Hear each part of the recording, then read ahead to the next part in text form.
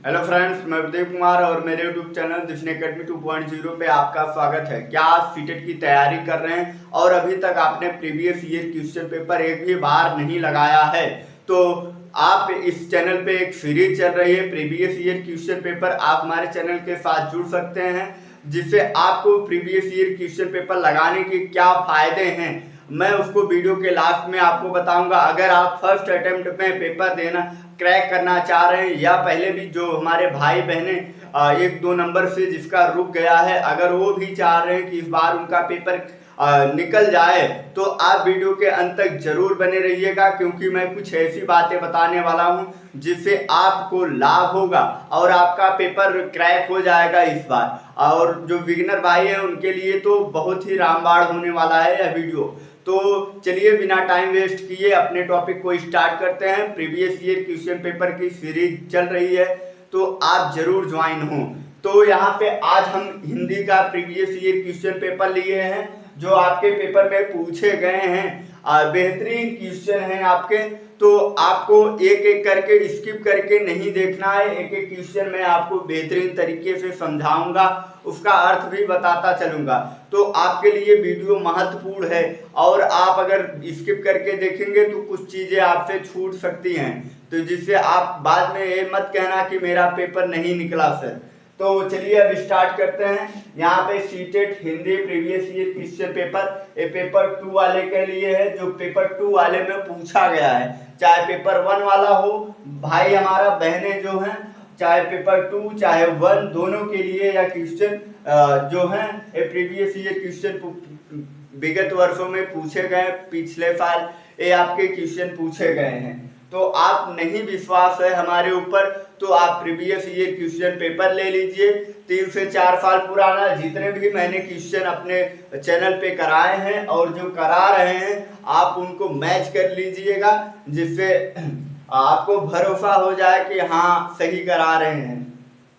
यहाँ पे जो हमारा पहला क्वेश्चन है, सामाजिक अंतःक्रिया भाषा विकास में सहायक होती है, यह विचार डैश का है। कह रहा है सामाजिक अंतःक्रिया भाषा विकास में जो सहायक होती है वह किसने दिया, तो कौन यहाँ पे कौन दिया था उसको बताना है। इसमें आपके जो आपके 4 ऑप्शन दिए हैं, पावलोव है, पियाजे हैं, स्किनर है और वाइगोत्स्की।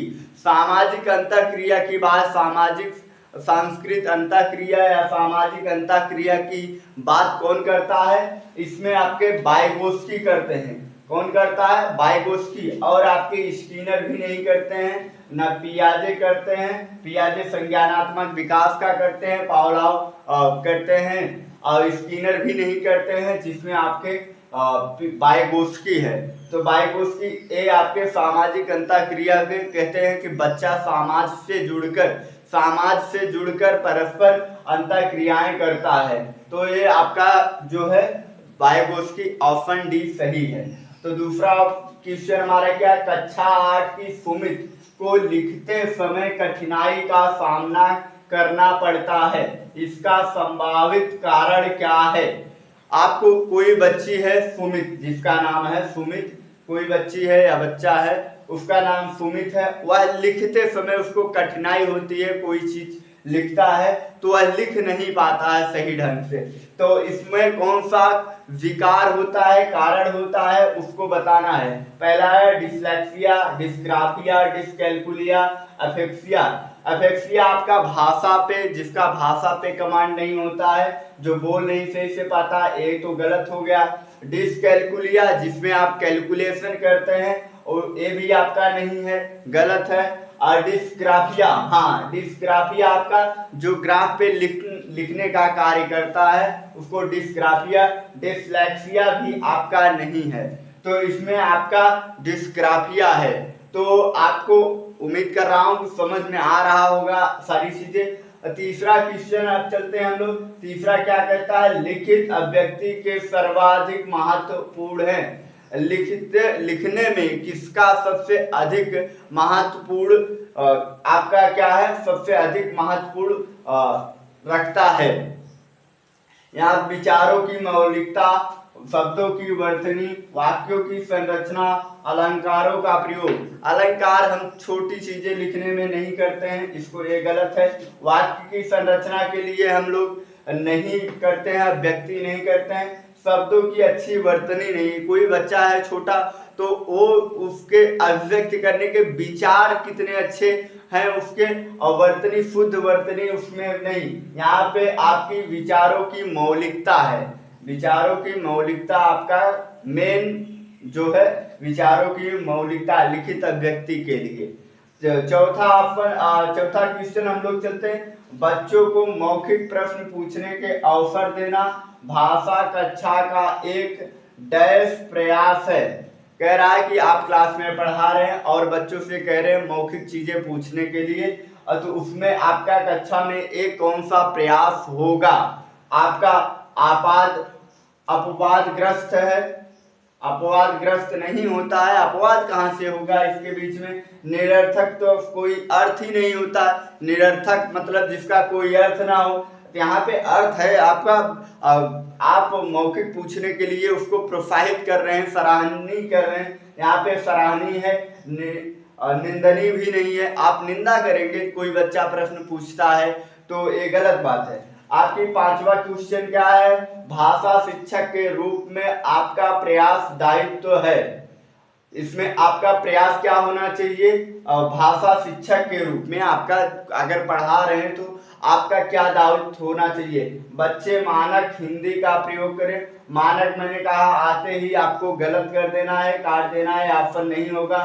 बच्चे भाषा प्रयोग में रुचि ले। हाँ, ये बच्चे जो हैं भाषा सीख रहे हैं, अगर उसमें रुचि नहीं रहेगी बच्चों की तो कैसे सीख पाएंगे? ये आपका यही बी वाला सही है। आगे देख लेते हैं। बच्चे अपनी भाषा का ही प्रयोग करें, गलत है। अपनी ही भाषा का प्रयोग करेंगे तो जैसे अब गांव के बच्चे गए हैं तो उसमें देहाती भाषा बोलेंगे, तो आपका प्रयास ये रहता है कि भाई बच्चे खड़ी हिंदी बोले और अपनी भी भाषा बोले, तो उसमें थोड़ी अदर भी भाषा का प्रयोग करें। बच्चे सुंदर अक्षर में लिख सके, ये भी गलत है आपका, ये नहीं करना है। इसके बाद आपका छठा क्वेश्चन है, पठन में सर्वाधिक महत्वपूर्ण है।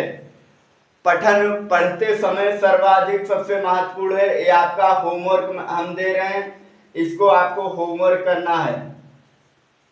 ये लास्ट क्वेश्चन पठन में सर्वाधिक महत्वपूर्ण है। पहला आपका ऑप्शन है अक्षर ज्ञान, दूसरा लिपि, तीसरा अर्थ, चौथा अभ्यास। ये आपके इतने क्वेश्चन हैं। उम्मीद करता हूं आपको समझ में आया होगा। अगर समझ में आया होगा तो आप हमारे चैनल के साथ जरूर जुड़िए, चैनल को सब्सक्राइब करिए, वीडियो को लाइक और शेयर जरूर करें, जिससे आपको यहाँ बीच में लाइट थोड़ी सी प्रॉब्लम हो गई थी, तो अगर अब दिख रहा होगा आपको साथ, तो यहाँ पे आपका पठन में सर्वाधिक महत्वपूर्ण है। तो मैंने कहा कि पहला ऑप्शन आपका अक्षर ज्ञान है, दूसरा लिपि है, तीसरा अर्थ है और चौथा आपका अभ्यास है। तो उम्मीद करता हूं कि मैंने आपको जितनी भी चीजें पढ़ाने की कोशिश की हूं, अच्छी तरीके से समझाने की कोशिश किया हूं। तो अगर आपको समझ में आया होगा बेहतरीन तरीके से, तो आप चैनल को सब्सक्राइब कर लीजिएगा, वीडियो को लाइक शेयर जरूर करें। और इस पे टीचिंग से रिलेटेड कोई भी अपडेट आता है तो सबसे पहले आपको इस चैनल पे दिया जाता है। तो आपका होमवर्क ये था, मैंने बताया कि होमवर्क है। आप कमेंट करके जरूर बताएं इसमें से कौन सा ऑप्शन आपका सही है।